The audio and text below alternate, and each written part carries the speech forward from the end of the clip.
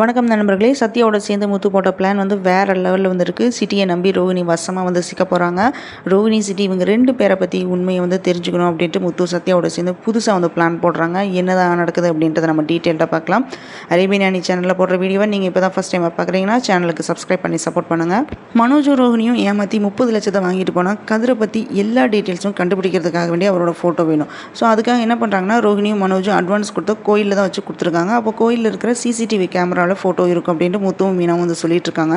ரோஹிணி என்ன சொல்கிறாங்கன்னா, இது வரைக்கும் எங்களுக்கு செஞ்ச ஹெல்ப் போதும், இனிமேல் நாங்களே கண்டுபிடிச்சிருக்கிறோம்.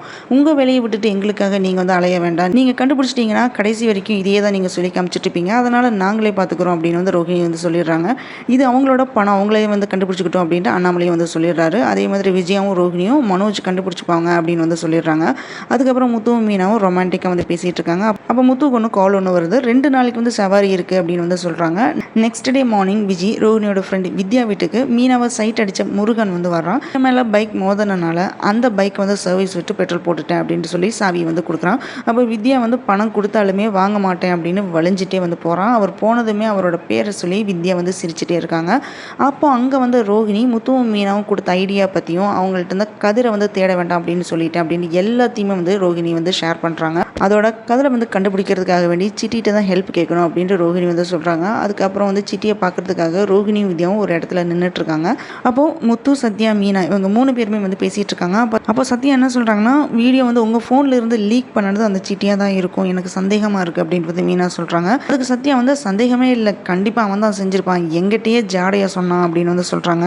அதுக்கு முத்து என்ன சொல்கிறான்னா, ஃபோன் எங்கிட்ட இருந்து எப்படி அந்த சிட்டிகிட்ட போச்சுன்னு தான் தெரியல, அதை முதல்ல கண்டுபிடிக்கணும் அப்படின்னு வந்து சொல்லிட்டு இருக்கான். உனக்கு தெரிஞ்ச ஃப்ரெண்ட்ஸ் மூலமாக சிட்டி தான் இந்த வீடியோ வந்து ரிலீஸ் பண்ணனானா அப்படின்னு கண்டுபிடிக்க சொல்கிறான். அப்புறம் சிட்டிக்கு யார் ஃபோனை வந்து எடுத்து கொடுத்துருப்பாங்க அப்படின்றதையும் கண்டுபிடிச்சிடலாம் அப்படின்னு வந்து சொல்லிட்டு இருக்கிறான் முத்து.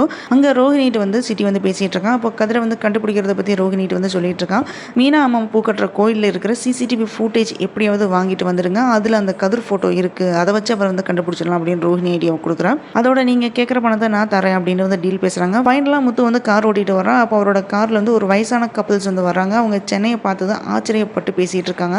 அவங்கள்ட்ட முத்து வந்து என்ன கேட்குறேன்னா, நீங்கள் இப்போ தான் சென்னை வரீங்களா அப்படின்னு கேட்குறான். அவங்க என்ன சொல்கிறாங்கன்னா, சின்ன வயசுலேயே நாங்கள் வந்து மலேசியா போயிட்டோம், ரொம்ப வருஷம் கழிச்சு இப்போ தான் வந்து சென்னைக்கு வந்திருக்கோம் அப்படின்னு வந்து சொல்கிறாங்க. அதனால் இந்த இடம் எல்லாமே வந்து மாறி போயிடுச்சு அப்படின்னு வந்து சொல்லிட்டு இருக்காரு. இப்படி தான் எபிசோட் வந்து முடிஞ்சிருக்கு. முத்து வந்து சைட் பை சைடு ரோஹிணி பற்றி எல்லா உண்மையும் கண்டுபிடிக்க வந்து ட்ரை பண்ணிட்டு இருக்காரு. எல்லாமே கண்டுபிடிச்சி ஃபேமிலியில் இருக்கிறவங்கள்ட்ட வந்து சொல்லுவானா இல்லை சொல்லாமல் அப்படியே விட்டுருவாரா அப்படின்றது இனி வர வீடியோவில் தான் நம்ம தெரிஞ்சுக்க முடியும். இந்த வீடியோ பிடிச்சதுனா லைக் பண்ணுங்கள், ஷேர் பண்ணுங்கள், சப்ஸ்கிரைப் பண்ணி சப்போர்ட் பண்ணுங்கள்.